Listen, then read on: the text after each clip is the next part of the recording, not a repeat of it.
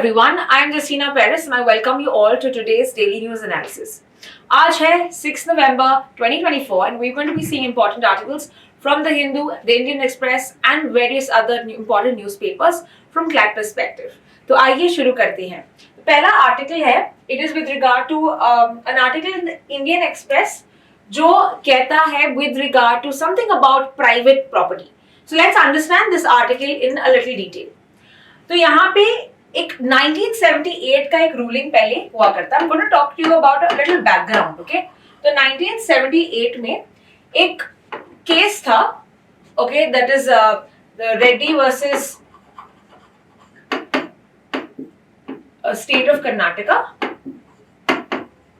Okay, so in this particular case we have the Justice Iyer. Okay, Justice Iyer. Now you must have heard an important judgment about Justice Iyer. He's the one who was given that slogan, a quote, कि जो bail है, bail is a rule and jail is an exception, right? That is given by Justice Iyer. तो इनका एक verdict, इनके यहाँ पे इन्होंने focus किया था कि जो private property है, right? The private property can be taken by the state. ये state acquire कर सकती है. Why so? क्यों ये स्टेट एक्वायर कर सकती है? Because under Article 39, आपने सुना होगा Article 39? Okay, Article 39 mainly Article 39 Clause B. This talks about DPSP, Directive Principles of State Policy. ये हमको पता है Directive Principles of State Policy, है ना? यहाँ पे this highlights the duties of the state. तो state को क्या क्या करना चाहिए is what is mentioned under this. तो इसके according it is ensuring that we have social and economic equality, ताकि कोई small section does not have huge wealth, whereas it should be equitable distribution. It should be very well distributed among the society. So you are talking about material distribution of the common wealth, right? तो यहाँ पे ये कहता है कि state को acquire कर सकती है ताकि यहाँ पे ये distribution कर सके, ताकि not a small section becomes very wealthy. So this was given under the older verdict. अभी back to 2022. Now coming back to the present time. अभी recently 9 judge bench का एक case था. 9 judge bench. So here we also had the CJI was also part of it. So here in this 9 judge bench, according to an 8:1 majority, यहाँ पे एक verdict दिया है कि no, the state cannot acquire every private property. तो private property जो है state सब कुछ acquire नहीं कर सकता. All private property can be acquired by the state. So this is by the recent judgment of 2024. तो basically इन्हें इस verdict को overrule किया है. इस verdict को overrule किया है. So this is the important aspects with regard to the this particular judgment जो अभी हमने देखा है. Let us proceed to the next article. The next article talks about UP Madrasa act. ये जो एक्ट है हमने पहले भी देखा था and in my previous discussion I told that Supreme Court is yet to give a verdict on this. तो एक बार एक बैकग्राउंड तक देखते हैं what we had seen in the previous article. So मदरसा का मतलब क्या है? What do you mean by Madrasa? It is a religious institution. एक जो education institution होता है जहाँ पे आपको दोनों education यानी कि religious का भी education देते हैं और सेक्युलर मॉडर्न एजुकेशन भी देते हैं. तो जो रिलीजियस एजुकेशन देते हैं ना, ये आपको इस्लामिक टेनेट्स, इस्लामिक टीचिंग्स ये सब कराते हैं, एज वेल एज आपको सेक्युलर मॉडर्न एजुकेशन भी किया जाता है. However, the focus is more on the religious education. तो ये आपका मदरसास है. Now question अगर आएगा, which state has the most number of madrasas? Which is it? It is Uttar Pradesh. तो उत्तर प्रदेश एक लॉ लेके आया था. कब लेके आया था ये लॉ? ये लॉ लेके आया था 2004 में. It brought about an act in the year 2004. This is called as the UP Madrasa Act. Now according to this act, इन्होंने एक बोर्ड को एस्टैब्लिश किया था, the UP Madrasa Board. Okay, UP Madrasa Board को establish किया था और ये बोर्ड को ज्यादा से ज्यादा पावर्स दिए गए थे, जैसे कि they can firstly conduct examination. They can prepare the curriculum कि क्या क्या बच्चे पढ़ेगा, ये सब भी इन्होंने ये डिसाइड करेगा. Further, अगर उसको बैचलर डिग्री या पोस्ट ग्रेजुएट मास्टर्स डिग्री करना है तो उसके लिए भी जो एग्जाम्स है, जो डिग्री उसको देना है, ये भी करेगा. So this was called as the Kamil and the Fazil. Kamil is the under graduate bachelor degree वाला कोर्स है कमील, और फजील जो डिग्री है this is for post graduate, this is for masters degree, right. तो ये दोनों भी ये UP board can have so much of powers. Further, according to this particular UP Madrasa Act of 2004, जो स्टेट है, स्टेट गवर्नमेंट है, they could regulate the madrasas. They could regulate the madrasas in the state. तो ये सब act लेके आया था कौन से ईयर में? 2004. But soon we saw Allahabad high court. Allahabad high court जो है, इसने क्या किया? इसने इस पर्टिकुलर जो एक्ट है, इसको बोला है कि it is violating okay the principle of secularism, और इसने इसको वॉइड डिक्लेयर किया था. दैट मीन्स ये सेड कि दिस इज नॉट करेक्ट, ये वायलेट करता है हमारा principle of secularism, it is going against the basic doctrine of the constitution. तो हमने इलाहाबाद हाईकोर्ट ने इसको बोला है कि it is unconstitutional, it is void, ये एक्ट नहीं पास, ये फॉलो नहीं होना चाहिए. फिर केस आया नेक्स्ट पर्सन को, दैट इज सुप्रीम कोर्ट के पास. तो सुप्रीम कोर्ट ने रिसेंटली कल के दिन ने क्या बोला है? इट हैज अपहेल्ड कि ये जो एक्ट है ये सही है, except for one such provision that is mentioned under the act. तो कौन सा प्रोविजन को इन्होंने स्ट्राइक डाउन किया, ये भी समझते हैं. And you will see that why did supreme court now से कि ये जो एक्ट है इसको अपहोल्ड क्यों किया है, इसको क्यों कहा है कि ये सही है, ये सब भी हम देखेंगे. So firstly, what was Allahabad high court verdict, why did it strike down this particular act? पहले ये समझते हैं. इनके अकॉर्डिंग हम देखते हैं Allahabad high court. So we are doing the first this case where Allahabad high court strikes it down, right. सो Allahabad high court ने कहा कि पहले हमने देखा सेक्युलरिज्म के अगेंस्ट है. सेक्युलरिज्म का मतलब क्या है? It treats all religions equally, है ना, not a push to any specific religion, the state does not have any specific religion. ये सब आपको सेक्युलरिज्म में बताते हैं. And it is also we saw that under the 42nd constitution amendment act, है ना, 1976 का जो एक्ट है, इस दौरान हम देखते हैं कि secularism was mentioned in the preamble. तो ये जो सेक्युलरिज्म है, इस पे ज्यादा फोकस करके इन्होंने बोला कि yes this is not correct, because इनके अकॉर्डिंग यहाँ पे जो एक्ट के अकॉर्डिंग जो फोकस ज्यादा दिया है, कंपल्सरी बनाया है इस्लामिक स्टडीज को, इस्लामिक स्टडीज को कंपल्सरी बनाया है, whereas the modern secular education has made optional. जो मॉडर्न सेक्युलर सब्जेक्ट्स है इसको ऑप्शनल बनाया है, राइट. सो यहाँ पे ये बोल रहा है कि we are suppose to give equal rights to everything as well as secularism, and we talk about scientific temper, ये सब हमको भी बढ़ाना है. therefore we see that this is one reason why they said no, that's not allowed. Further right to education भी जो है 2009 का act, right to education, right. So इस एक्ट के दौरान भी हम देखते हैं that the push is given in terms of quality education, the push is given to secular education.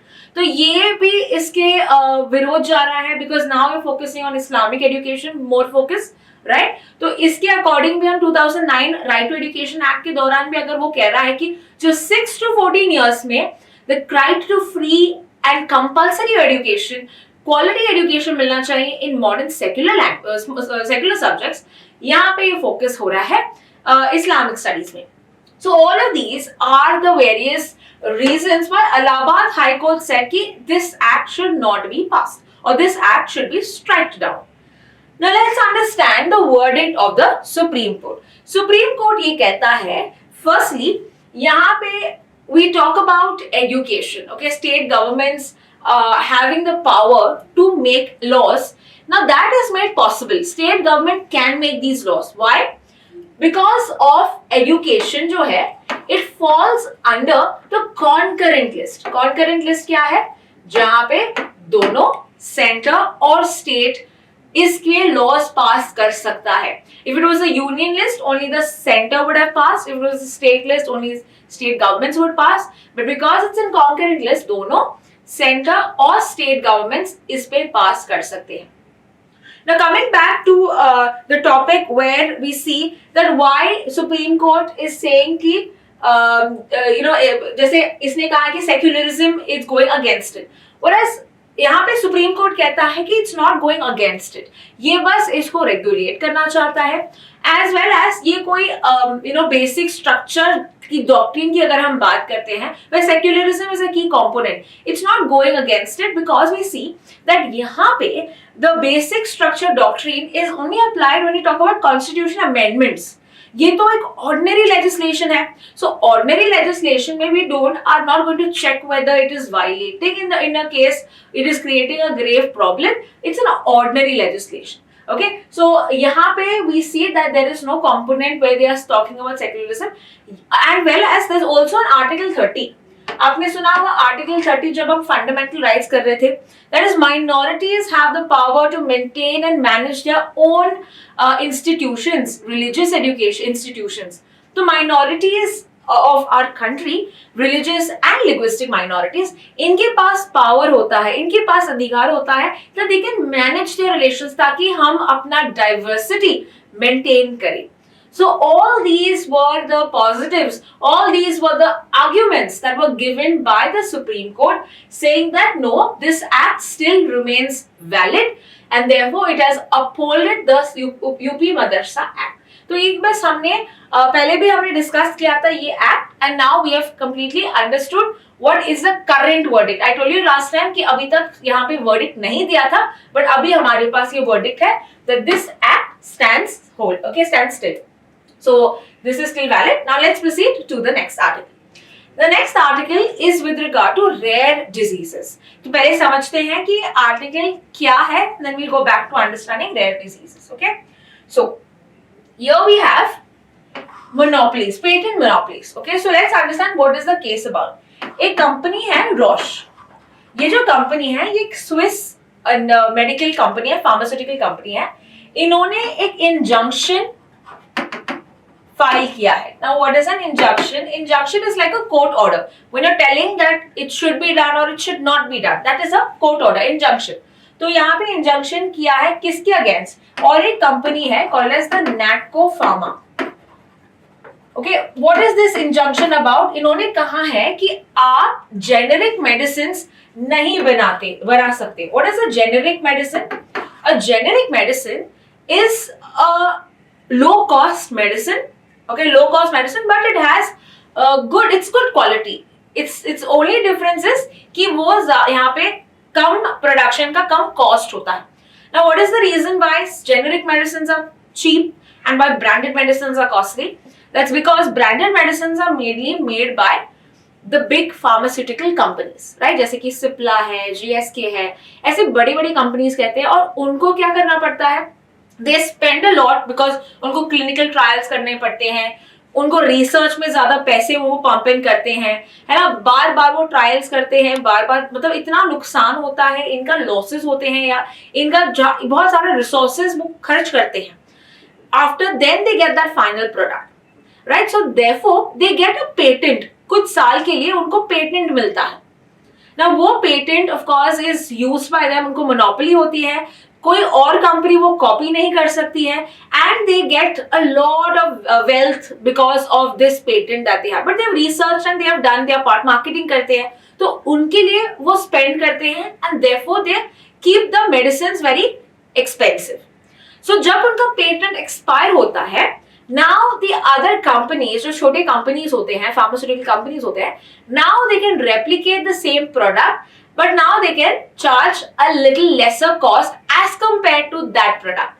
तो इसीलिए the generic medicines are cheaper, but they are the same ingredients that you have in the branded medicine. The only thing is उनको ज्यादा खर्च नहीं करना पड़ता है research में, because now उनको बनाया हुआ मिल रहा है. फर्दर क्लिनिकल ट्रायल्स में वो जल्दी पास होता है because it is a proved and valid ingredient, right? ये ऑलरेडी यूज किया गया है, तो यहाँ पे उनको पता है कि वो जो डिजीज है उसको क्योर करने में ये बहुत जल्दी मदद भी करता है, असरदार है. So all of these are how generic medicine are different. Now what is this Natco company doing? Natco company ने एक generic medicine बनाया. This is like of course your big pharmaceutical company.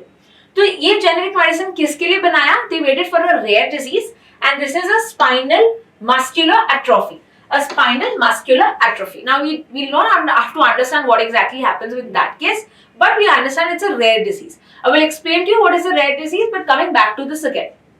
तो इन्होंने ये मेडिसिन बनाया. Now ये कहता है कि नहीं, आप ये मेडिसिन नहीं बना सकते हो. उन्होंने ये एक मेडिसिन बनाया था रिस्डिफ्लैम. ठीक है, ये you don't need to know the name but just mentioning it for you. This medicine is made by Roche और यहाँ पे इन्होंने इसी मेडिसिन का जेनेरिक मेडिसिन बनाया which is of course going to be cheaper. How cheaper? Let's understand.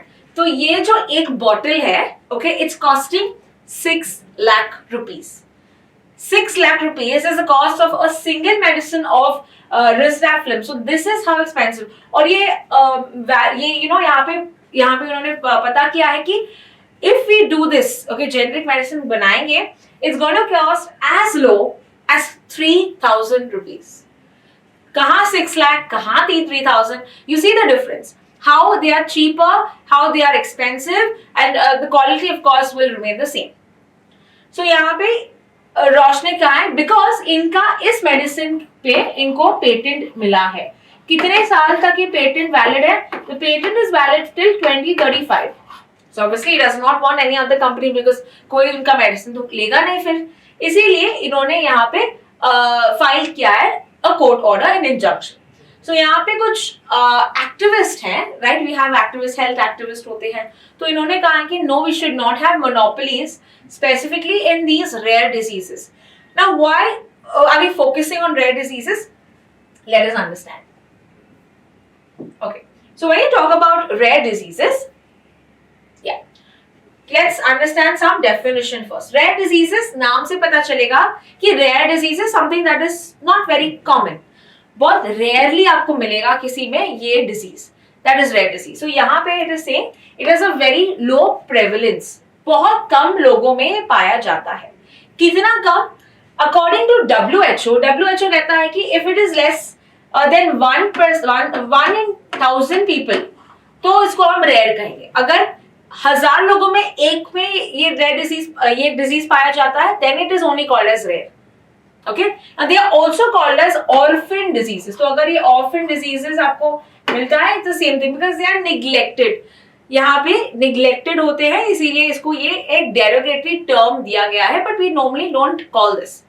We also call the drugs that are found और curing the rare diseases as orphan drugs. तो अगर आपको मिलेगा question what is orphan drugs, it is the one that is used to cure orphan diseases और rare diseases.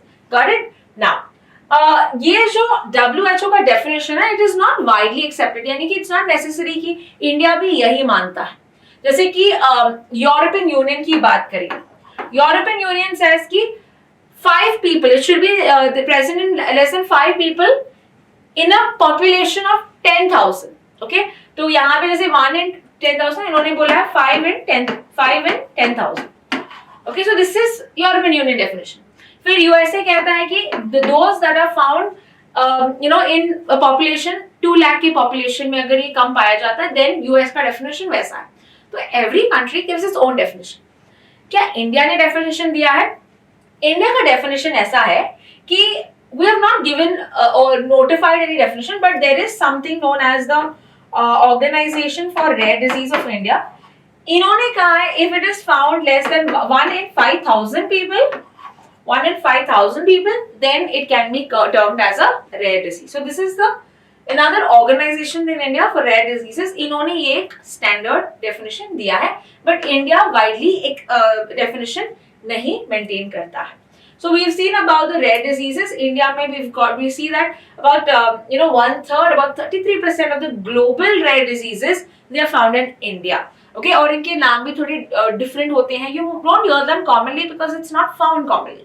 Right. Now यहाँ पे जो medicine challenges यही है कि you don't get these medicines very easily, right? They are not created, or they are not produced very easily, because ये पहले लो इनका डिमांड होता है, वेरी लेस केसेस, लो प्रेवलेंस रेट, तो इसको डिमांड ही नहीं है, तो यहाँ पे मेडिसिन भी कम मिलते हैं, और मेडिसिन मिलते भी हैं तो they are expensive.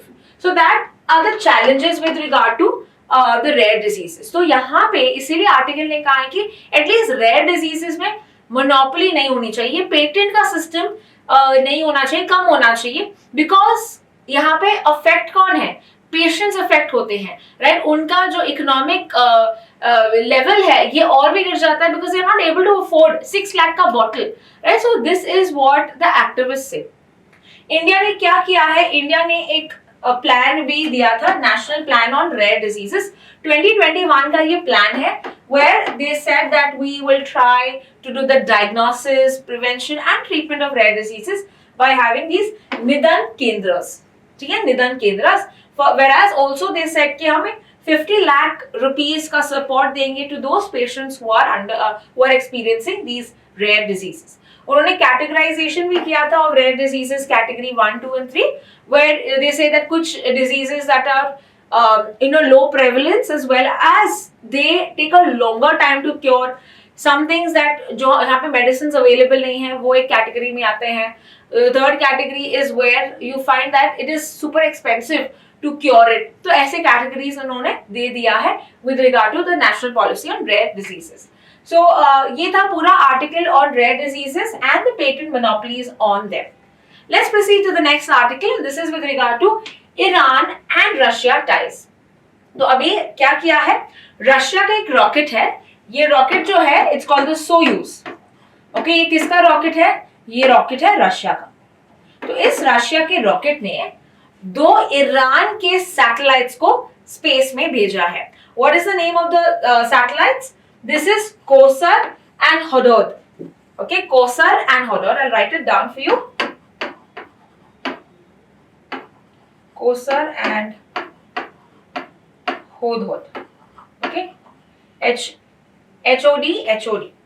So these 2 satellites are belong to which country? They belong to Iran. So now it is quite obvious कि Iran and Russia के relations of course are close. They are very tight, है ना. So यहाँ पे ये कहता है कि yes, we see an example of this. On the other hand, अगर हम इजराइल और USA की बात करें, they are in close ties, right? So यहाँ पे there is a long standing, यहाँ पे हम देखते हैं कि a global conflict होने को है, where we see that Russia, there is one side we have the Western powers and दूसरे side we have the anti-West powers, right? तो कैसे यहाँ पे groupings start हुए हैं, and we fear this is going to create more escalations in the coming times. Further, यहाँ पे this is not the first time. 2022 में हम देखते हैं कि रशियन रॉकेट ने एक अर्थ सैटेलाइट ईरान का भेजा था. It is called as Khayyam, ठीक है, खायम भी भेजा था. So this is not the first time that Russia is sending it, but we see some other satellites as well. So this is with regard to the Iran and Russia ties. Some factual information, one-liners that you can remember.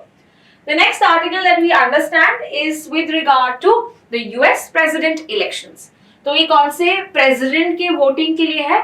It is for the 47th president elections. And who are there? We have the Democratic Party से, we have Kamala Harris, and we have Donald Trump, who is from the Republican Party.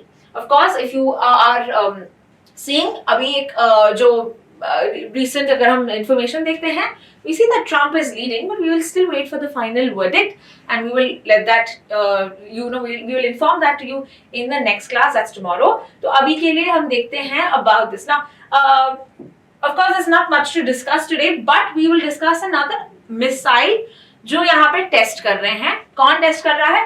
USA test कर रहा है. So this is another article. I took it from the Times. So यहाँ पे कौन सा name of the missile है? It's called the Minuteman III. It's called the Minuteman III. It's an intercontinental ballistic missile. यानी ये continents altogether travel कर सकता है. It is hypersonic What do you mean by hypersonic? Hypersonic का मतलब है कि जब इसका Mach number, okay, for that you should know what is a Mach number. Mach number is object का speed upon sound का speed. Object का speed upon sound का speed. तो अगर object और sound का speed equal होता है, then your Mach number will be what? अगर ये दोनों equal होता है तो what will be your Mach number? Your Mach number is 1, right? Mach number 1 होता है तब इसको हम transonic कहते हैं. We call it transonic. अगर मान लेते हैं ऑब्जेक्ट का speed very slower than your sound का स्पीड, यानी ये 1 से कम होता है, that means it will be some 0.8, 0.7, right? तो अगर ये 1 से कम होता है, it is called as subsonic. It is called as subsonic. अगर ये 1 से ज्यादा, यानी कि अब मान लेते हैं 2 से 5 के बीच में है, it is called as supersonic. तो जो हमारा ब्रह्मोस मिसाइल है ना, it is supersonic. Got it? It is about 2.9, right? 2.9 Mach number है उसका, इसीलिए इसको सुपरसोनिक कहते हैं. एंड फाइनली अगर 5 से ज्यादा है, it is called as hypersonic. तो इस मिसाइल जो है, दैट इज मिनटमैन 3, इसका स्पीड जो है, इट इज हाइपरसोनिक बिकॉज ये 5 से ज्यादा है. सो यहाँ पे we see that USA is testing this right after their elections. उसके जो post elections poll close होने के बाद, it is said that they are going to be doing the testing of that. So that is why they can ask you with regard to about the Mini 3 missile. तो ये हमने discuss किया. And we see the last article of the day, which is with regard to military exercise. Again, this is taken from another source, which is Times Hindustan. बहुत सारे articles में दिया गया है, so I thought I should cover this as well. So this is the name of the exercise. The exercise is Winbacks. और ये कौन से 2 कंट्रीज के बीच में एक्सरसाइज है? It is between Vietnam and between India. ये कौन से एक्सरसाइज है? Army, navy, air force. It is an army exercise. और ये कहाँ पे हो रहा है? This is happening at Ambala. ठीक है, this is at Ambala. It's also involving the air forces in this case. Okay, so it's the first bilateral military exercise between India and Vietnam, that is exercise VINBAX. सो ये था हमारे आज के articles. बहुत सारे इंटरेस्टिंग आर्टिकल्स हमने discuss किए. Don't forget to watch the 20 questions where I am going to be discussing. जो भी हमने आज से डिस्कस किया, and little more surprise questions मैंने ऐड किए हैं. So don't forget to watch that. Let's meet you in the next video. Thank you.